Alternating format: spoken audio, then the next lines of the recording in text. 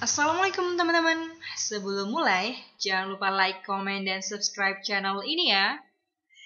Haha, just joking. Mudah-mudahan semuanya dalam kondisi sehat. Dan sebelum mulai mata kuliah ini, saya sarankan teman-teman untuk menyiapkan buku dan pena untuk mencatat materi dan pembelajaran untuk hari ini. Oke, saya hitung 5, 4, 3, 2, 1, and let's start. Hari ini kita akan membahas mengenai data kesehatan dan manajemen data. Sebelum itu, saya akan menceritakan terlebih dahulu learning objective untuk hari ini. Yang pertama, pada hari ini kita akan membahas mengenai data kesehatan, desain data, manajemen database, networking, dan keamanan jaringan. Oke, sesuai dengan urutannya, kita akan bahas terlebih dahulu mengenai data kesehatan. Melalui pembelajaran mengenai data kesehatan, diharapkan teman-teman akan mengerti bagaimana pembuatan profil kesehatan, dan diharapkan juga teman-teman paham bahwa data kesehatan ini biasanya digunakan sebagai landasan untuk pembuatan program kesehatan dalam rangka menunjang derajat kesehatan masyarakat. Pertama, di dalam layar teman-teman, ini adalah website dari Pusdatin Kementerian Kesehatan. Dari website ini, teman-teman akan memperoleh data mengenai profil kesehatan Indonesia, data dasar puskesmas, infodatin, dan juga buletin-buletin mengenai kesehatan. Biasanya, teman-teman akan butuh data ini digunakan untuk membuat skripsi, terutama di dalam latar belakang penelitian. Yang kedua, saat ini yang ada di dalam layar teman-teman, ini merupakan profil proyeksi keadaan jumlah penduduk Indonesia berdasarkan dari profil Kementerian Kesehatan. Dan ini merupakan sumber datanya dari proyeksi hasil penduduk BPS. BPS adalah Badan Pusat Statistik. Lalu, kenapa data Badan Pusat Statistik bisa ada di dalam profil Kementerian Kesehatan Indonesia ya? Jelas, karena memang dalam profil Kesehatan Indonesia biasanya dia berisi juga data-data yang berasal dari salah satunya data BPS, Badan Pusat Statistik. Bagaimana BPS bisa memperoleh data proyeksi penduduk? BPS memperoleh data ini sebagian besar dari kegiatan statistik nasional dan dari survei penduduk antar sensus atau yang dikenal juga dengan SUPAS. Gambar berikutnya juga merupakan data yang diambil dari profil Kementerian Kesehatan. Data ini mengenai angka kematian ibu di Indonesia per 100.000 kelahiran hidup, dimulai dari tahun 1991 sampai tahun 2015. Kita bisa lihat di dalam gambar bahwa tahun 1991, angka kematian ibu mencapai 390 per 100.000 kelahiran hidup. Kemudian turun di tahun 2007, hanya 228 per 100.000 kelahiran hidup. Dan naik lagi di tahun 2015 menjadi 305 per 100.000 kelahiran hidup. Apa maknanya daripada data AKI per 100.000 kelahiran hidup? Maknanya adalah ini menggambarkan mengenai rasio kematian ibu selama masa kehamilan, persalinan, dan nifas yang disebabkan oleh kehamilan itu sendiri, persalinan ataupun proses nifas dan pelaksanaan pertolongan persalinan. Artinya, hal ini akan menggambarkan bagaimana program-program dalam upaya penurunan kesehatan ibu. Rekan-rekan perlu mengetahui bahwa dalam profil Kementerian Kesehatan dan yang biasanya dijadikan sebagai indikator keberhasilan suatu program, ada data-data yang diperlukan. Yang pertama adalah data kematian ibu, yang kedua angka kematian bayi, dan yang ketiga adalah data insidensi dan prevalensi daripada suatu penyakit. Kalau kita lihat di bawah, itu tertera sumbernya dari BPS dan juga SDKI. BPS adalah Badan Pusat Statistik. SDKI adalah Survei Demografi Kesehatan Indonesia. Selanjutnya, yang di depan layar teman-teman, ini juga merupakan profil Kementerian Kesehatan Indonesia mengenai cakupan kunjungan neonatal pertama menurut provinsi tahun 2018. Sumber data ini diambil dari Ditjen Kesehatan Masyarakat, Kementerian Kesehatan Republik Indonesia tahun 2019. Lalu mengapa? Kok bisa tahun 2019 datanya diambil tapi menggambarkan tahun 2018? Yap, karena profil Kementerian Kesehatan tahun 2019 biasanya menggambarkan angka dan kejadian kasus untuk tahun sebelumnya. Artinya, dia menggambarkan angka dan kejadian kasus di tahun 2018. Lalu, dari mana sumber data Ditjen Kesehatan Masyarakat ini? Biasanya, Ditjen Kesehatan Masyarakat memperoleh data merupakan data rutin puskesmas. Jadi, dari 3 gambar yang tadi disajikan dari profil Kementerian Kesehatan, kita bisa menilai bahwa data profil Kementerian Kesehatan meliputi 2 sumber data. Sumber data yang pertama adalah sumber data dari data rutin, dan sumber data yang kedua adalah sumber data dari data survei atau data penelitian.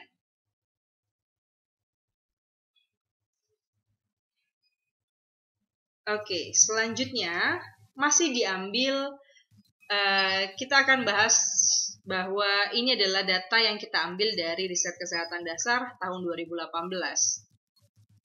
Teman-teman mungkin paham dan pernah dengar mengenai riset kesehatan dasar atau yang dikenal dengan Riskesdas. Apakah yang mau di-highlight daripada video yang ada di depan layar ini?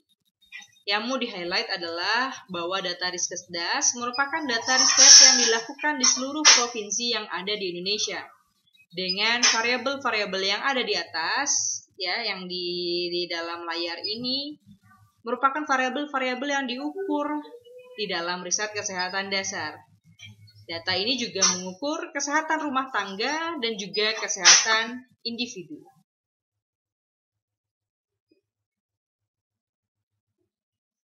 Selanjutnya, bagaimana kemudian data-data Riskesdas ini juga bisa dijadikan indikator kesehatan masyarakat oleh Kementerian Kesehatan, dan biasanya juga dijadikan indikator untuk membuat sebuah program. Dan berikut ini adalah gambar yang diambil dari profil Kementerian Kesehatan tahun 2019 mengenai proporsi tempat persalinan yang dimanfaatkan oleh perempuan umur 10-54 tahun Riskesdas 2018. Bisa dilihat bahwa di sini adalah sumber riset kesehatan dasar 2018. Ya, tadi kan sudah disampaikan bahwa profil Kementerian Kesehatan biasanya juga dia mengambil data-data dari data-data yang memang sudah sahih. Dan ini diambil dari riset kesehatan dasar tahun 2018. Lalu bagaimana sih sebenarnya aslinya, data aslinya? Data aslinya sebenarnya adalah berbentuk tabel. Kalau tadi dia berbentuk pie chart, kalau Riskesdas sendiri sebenarnya datanya berbentuk tabel. Kemudian, apakah boleh jika Kemenkes membuatnya dalam bentuk pie chart? Jawabannya adalah sudah pasti boleh, asal tidak merubah dari data aslinya.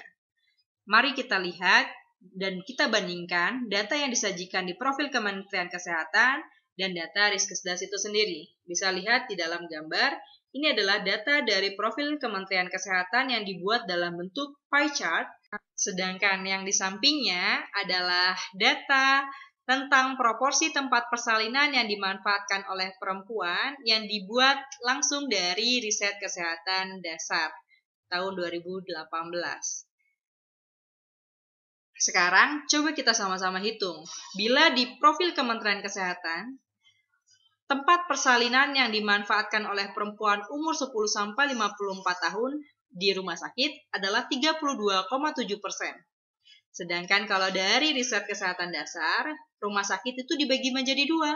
Rumah sakit pemerintah 14,9% dan swasta 17,8%.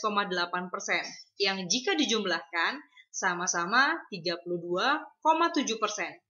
Artinya, data yang ditampilkan oleh profil kesehatan Indonesia itu sama dengan sumber aslinya. Baik tadi juga ada 3 data tersebut, itu harus sama dengan sumber aslinya. Maknanya adalah sumber data kesehatan, baik yang digunakan oleh Kementerian Kesehatan, itu biasanya juga digunakan untuk membuat program ataupun advokasi pemerintah, hendaknya juga harus bisa menggambarkan bagaimana populasi. Sekali lagi saya tegaskan bahwa berarti data kesehatan itu bisa diambil dari data survei dan juga data rutin. Sebenarnya masih banyak sih contoh-contoh data-data kesehatan lainnya yang teman-teman sebenarnya bisa akses. Di antaranya adalah data Survei Demografi Kesehatan Indonesia atau SDKI, data Survei Ekonomi Nasional ataupun Susenas, dan data-data lainnya. Saya masuk ke dalam pertanyaan, tadi kan saya sudah sebutkan nih, bahwa data puskesmas itu merupakan data rutin. Pertanyaannya, yang dimaksud dengan data rutin itu data rutin apa, dan sumber datanya dari mana? Teman-teman bisa jawab di dalam kolom komentar. Silahkan jawab ya. Setelah kita bahas mengenai data kesehatan, kita akan masuk ke dalam materi kita berikutnya adalah tentang desain data. Desain data adalah proses pertama yang dilakukan dalam memproses perangkat lunak untuk menghasilkan data. Jadi, sebelum data-data tadi jadi tabel dan gambar yang dapat disajikan kepada para pembaca, data-data itu hendaknya akan masuk dalam serangkaian program yang terlebih dahulu dan sebelumnya dia akan dibuat dulu kamus datanya sehingga datanya akan menjadi data yang seragam. Ya, dalam melakukan desain data ini semua struktur data harus diidentifikasi terlebih dahulu dan dibuat kamus datanya, kemudian keputusan desain data tingkat rendah itu harus ditunda sampai akhir proses desain. Jadi tidak bisa bahwa dalam membuat desain data itu baru sebagian atau kecil yang kecil terlebih dahulu. Kemudian representasi struktur data hanya boleh diketahui oleh modul-modul yang menggunakan secara langsung data yang diisikan di dalam struktur tersebut. Dan pustaka struktur data dan operasi yang berguna yang dapat diaplikasikan pada struktur data juga harus dikembangkan. Dalam membuat desain data, hendaknya juga kita membuat desain data yang ramah dan mudah untuk dilakukan. Mari kita lihat salah satu aplikasi yang mudah yang biasa digunakan untuk membuat sebuah desain atau pemrograman data. Salah satunya adalah menggunakan Microsoft Excel. Bisa dilihat di dalam layar teman-teman, ini adalah yang menggunakan Microsoft Excel. Ini sangat gampang sekali ketika kita klik asumsi, nanti dia akan masuk ke dalam asumsi yang ada di dalam sheet berikutnya. Ketika kita balik lagi ke menu contohnya, ketika kita klik data kasus, nanti dia akan nge-link langsung ke data kasus. Balik lagi kita kembali ke menu, selanjutnya juga sama, preferensi dan sebagainya. Ini datanya masih kosong. Kita akan lihat data yang sudah terisi. Bila kita isi data kasus dan kita isi prevensi, promosi, kontrak tracing, diagnosis, dan sebagainya, nanti akan menghasilkan suatu data. Data ini adalah mengenai TB costing tool yang dibuat oleh USAID atau TB Care One dan KNCV. Nanti hasilnya akan langsung muncul di sini. Bagaimana sih sebetulnya total populasi di tahun 2012 dan berapa sih sebetulnya biaya yang diperlukan orang untuk merawat pasien TB dan sebagainya. Jadi dia langsung muncul datanya di sini secara otomatis. Jadi ini dibuat sangat mudah sekali toolsnya oleh tadi ya TB Care 1 dan KNCV dan MSA dan sebagainya. Ini dibuat untuk memudahkan dalam menghitung berapa TB costing tool. Di dalam layar ini saya maksudnya adalah untuk memberikan contoh betapa mudah sebenarnya ketika kita membuat tools. Tools yang kita buat itu desain data yang kita buat atau pemrograman yang kita buat tidak perlu yang sulit-sulit, kita bisa mulai buat dari menggunakan Microsoft Excel.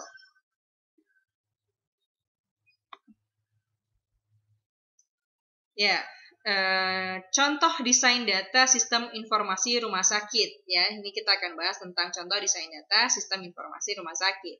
Spesifikasinya bahwa sistem informasi rumah sakit itu harus berperan sebagai subsistem dari sistem kesehatan nasional dalam memberikan informasi yang relevan, akurat, dan tepat waktu.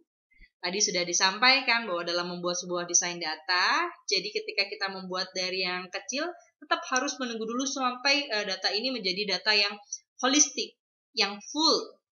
Dan dalam membuat sistem informasi rumah sakit juga harus mampu mengaitkan dan mengintegrasikan seluruh arus informasi dalam jajaran rumah sakit dalam suatu sistem yang terpadu. Artinya dari beberapa poli itu harus diintegrasikan sehingga membentuklah informasi yang holistik tadi. Dalam membentuk sistem informasi rumah sakit juga harus dapat menunjang proses pengembalian keputusan dalam proses perencanaan maupun pengambilan keputusan operasional pada berbagai tingkatan. Sistem informasi rumah sakit juga yang dikembangkan harus mudah digunakan oleh petugas, bahkan bagi petugas yang awam sekalipun, atau user friendly. Ya, tadi saya sudah berikan contohnya bagaimana ketika kita bisa membuat sistem informasi rumah sakit ataupun membuat data dari menggunakan Microsoft Excel. Karena Microsoft Excel merupakan salah satu teknologi komputer ataupun program komputer yang cukup user friendly atau mudah digunakan pada orang awam sekalipun. Secara garis besar, tahap pengembangan ataupun desain sistem informasi rumah sakit itu adalah yang pertama harus dibuat dulu rencana induk pengembangan sistem informasi rumah sakitnya, kemudian penyusunan rancangan global SIRS-nya, kemudian penyusunan rancangan detail rinci daripada SIRS, baru kita membuat prototype, terutama untuk aplikasi-aplikasi yang mungkin sangat spesifik. Selanjutnya tahapannya adalah membuat implementasi atau membuat aplikasi dan mungkin didukung dengan perangkat keras maupun perangkat lunak untuk mendukung daripada prototipe tersebut.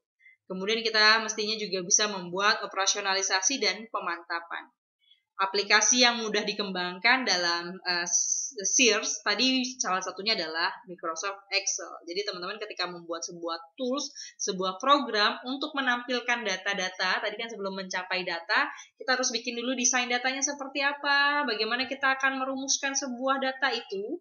Nah, yang paling gampang adalah menggunakan Microsoft Excel. Nanti pun ketika teman-teman akan membuat sebuah penelitian, biasanya paling gampang ketika memasukkan data menggunakan Microsoft Excel. Karena ya tadi, Microsoft Excel merupakan salah satu program yang user friendly. Jadi sangat mudah untuk orang awam sekalipun untuk memasukkan datanya. Dan banyak rumus-rumus yang bisa digunakan di dalam Microsoft Excel.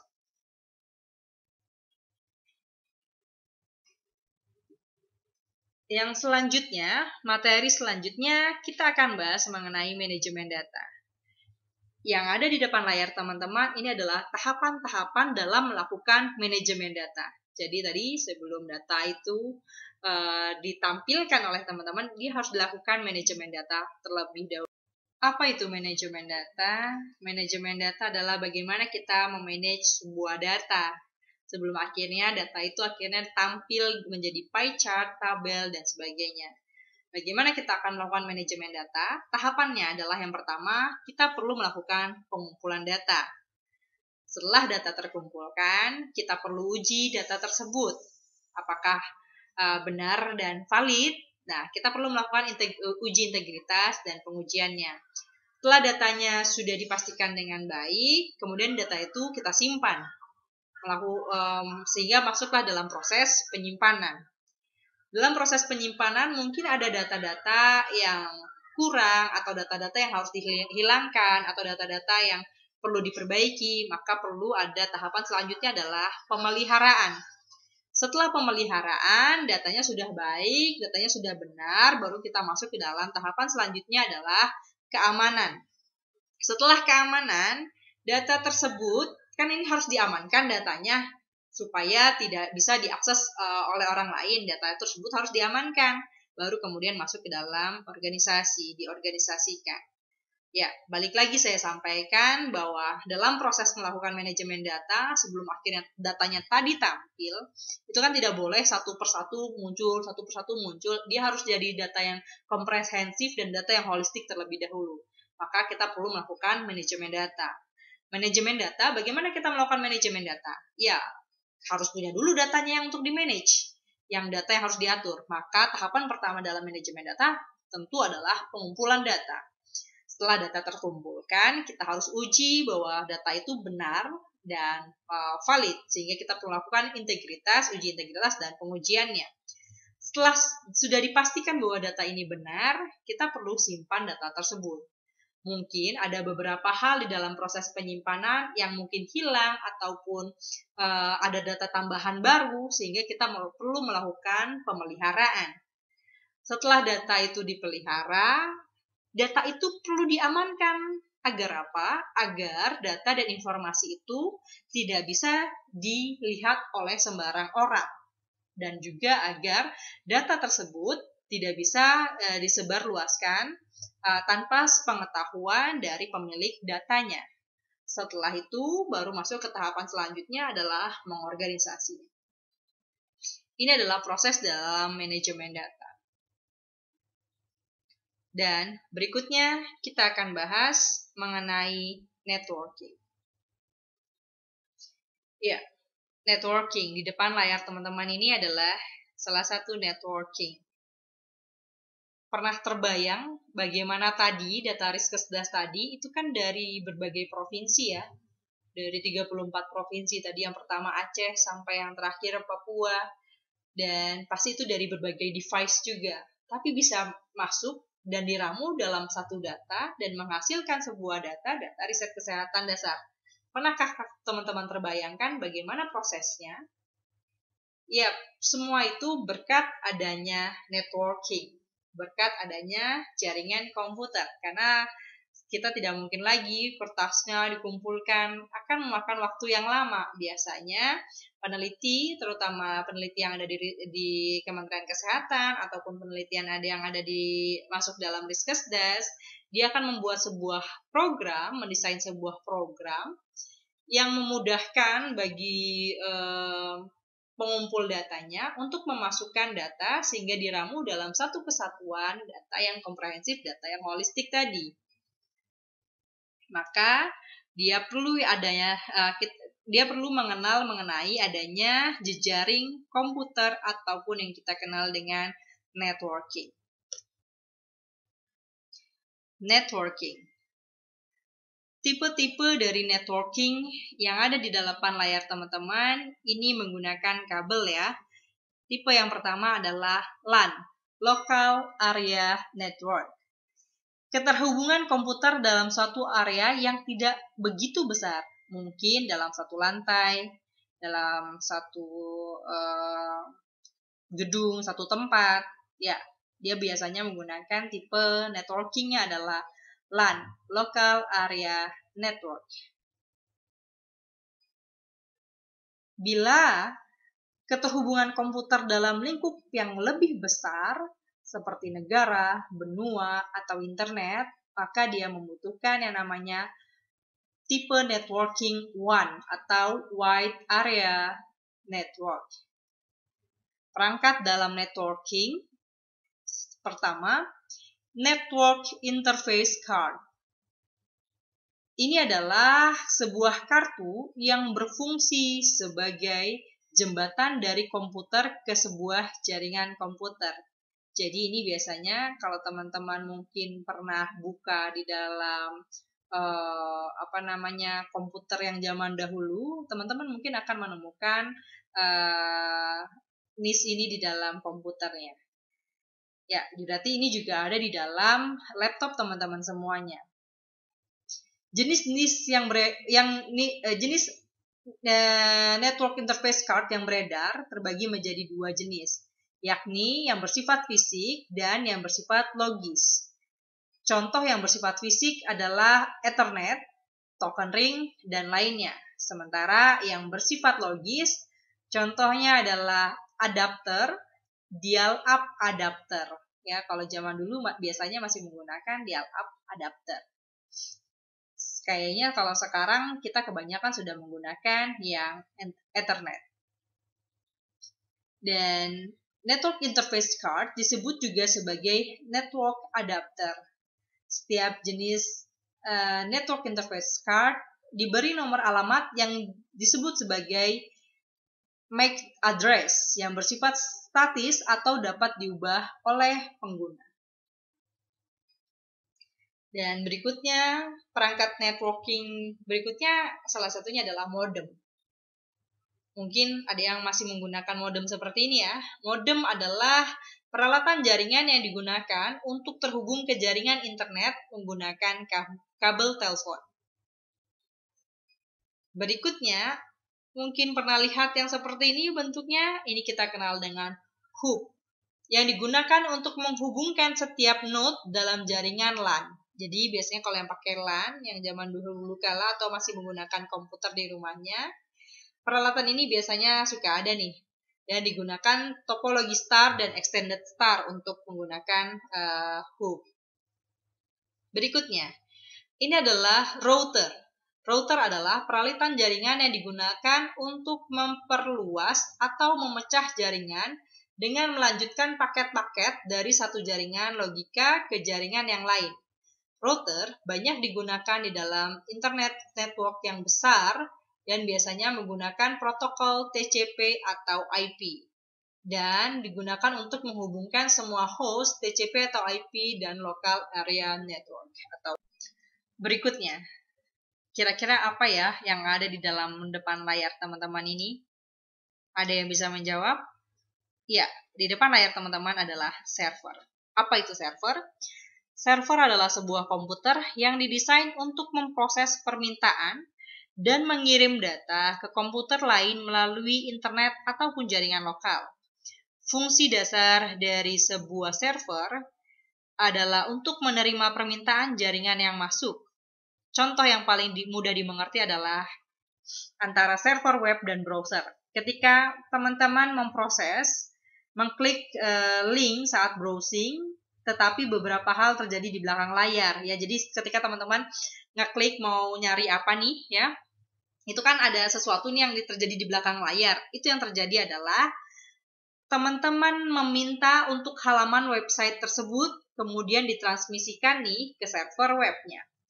Server web menjemput dan merakit halaman web dan memastikan dan mentransmisikan tersebut web tadi ke menggunakan protokol seperti HTTP, www, dan akhirnya browser menerima data yang kita minta tadi, mengkonfirmasikannya dan menampilkan halaman ke depannya. Jadi saya ulangi, jadi tadi kan teman-teman misalkan ada di dalam mau nge-browsing nih.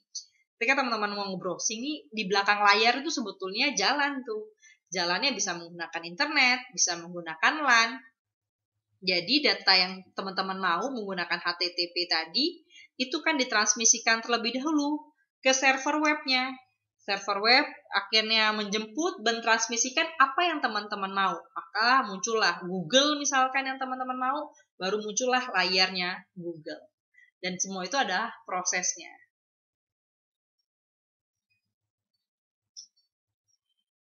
Lalu ketika kita menggunakan server web dari tempat lain, bagaimana kira-kira keamanan daripada data yang kita minta? Sebelum ke sana, coba teman-teman bisa lihat, tadi kan ada beberapa perangkat networking yang sudah saya sampaikan. Di sini ada hub, ya, tadi yang menghubungkan antar beberapa komputer, kemudian ada switch, ada server, yang tadi mentransmisikan apa yang teman-teman mau, kemudian ada router, dan semua ini kalau sekarang biasanya berbasis internet. Ya, tadi saya sudah sempat tanyakan, bagaimana kira-kira kita maunya apa, server menerima itu, terus mentransmisikan ke kita, dan jadilah apa yang kita mau, website yang kita mau. Kira-kira berapa besar sih sebenarnya keamanan daripada data tersebut? Karena ini juga berkaitan ketika teman-teman melakukan sebuah penelitian, dan data penelitian itu teman-teman masukkan mungkin ke dalam Google Form dan sebagainya. Kira-kira Google Form itu punya siapa, dan kira-kira datanya aman nggak sih? Kira-kira datanya apakah bisa diotak-atik gitu oleh orang lain? Nah, maka pada kesempatan yang terakhir ini kita akan bahas mengenai network security atau keamanan networking jaringan komputer.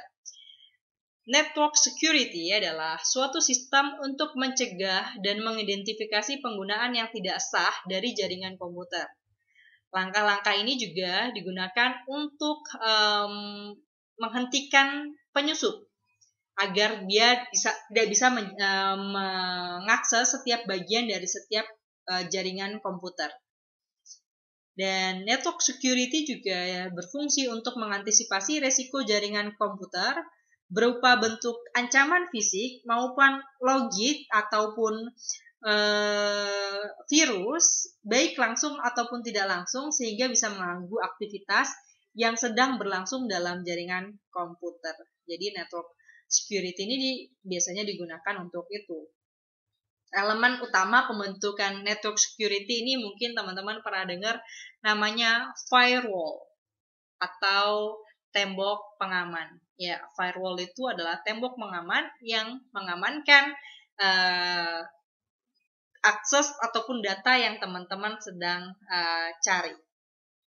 Firewall adalah sebuah sistem atau perangkat yang mengizinkan lalu lintas jaringan yang dianggap aman untuk melaluinya dan mencegah lalu lintas jaringan yang tidak aman. Umumnya, sebuah tembok api diterapkan dalam sebuah mesin terdedikasi yang berjalan pada pintu gerbang gateway antara jaringan lokal dan jaringan lainnya.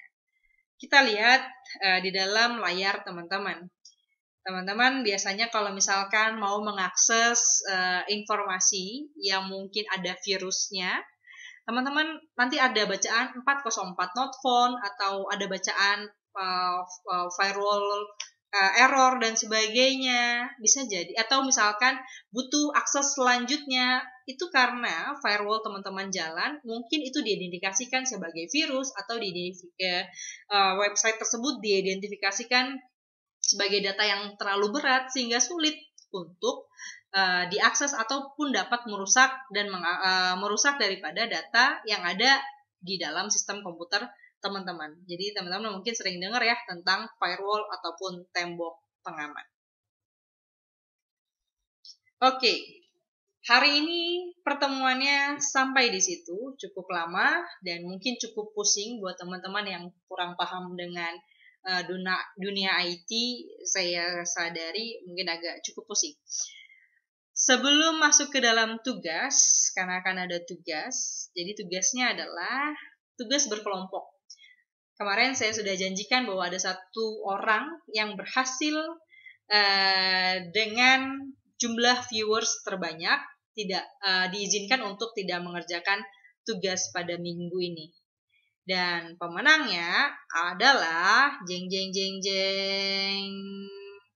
Pemenangnya adalah yang memiliki video tips menghadapi COVID-19 Kesmaspedia miliknya Mbak Novia. Selamat buat Mbak Novia. Dan Mbak Novia berhak untuk tidak mengerjakan tugas hanya minggu ini. 3 minggu ke depan juga boleh. Nanti kita bahas selanjutnya. Dan tugas minggu ini adalah teman-teman dibagi menjadi 4 kelompok. 4 kelompoknya itu terserah teman-teman sendiri yang mencari ya. Jadi 4 kelompok. Jadi kan sisa 17 dibagi 4. Jadi satu kelompok kemungkinan ada ya 4, ada juga yang 5. Tugasnya adalah teman-teman, saya minta untuk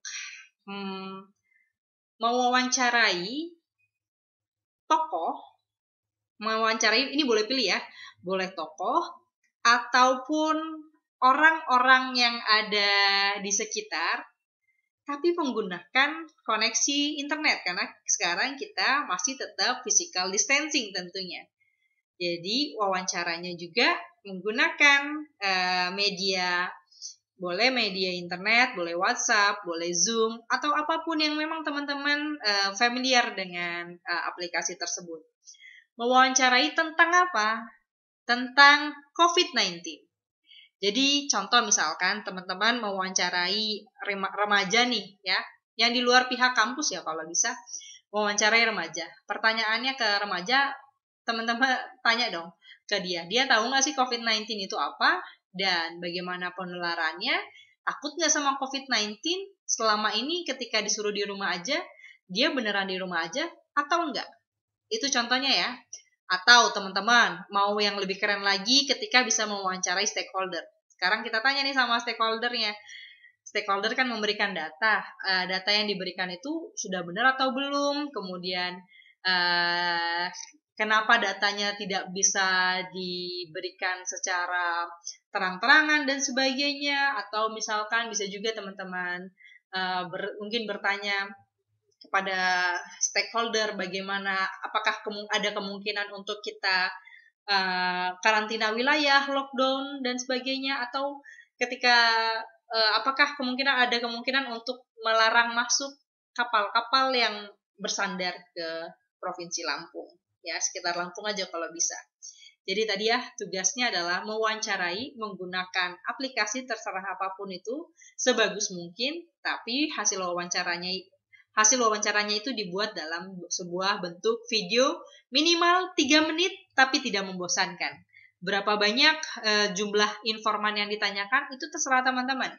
Bagaimana caranya teman-teman bisa menghabiskan waktu 3 menit dengan video yang menarik dan orang lain pengen melihatnya. Atau teman-teman juga bisa misalkan membuat sebuah video seperti video yang mahasiswa Unila lakukan dengan nyanyi dan sebagainya. Apa yang teman-teman mungkin saling cerita tentang apa yang dilakukan di sepanjang tidak boleh kemana-mana ini dan sebagainya.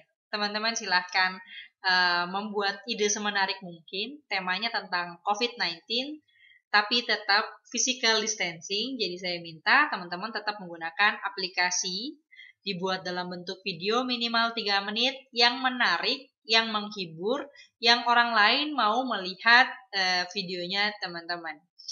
Waktunya 1 minggu, silahkan difikirkan, silahkan didiskusikan siapa kelompoknya, terserah teman-teman yang atur sendiri.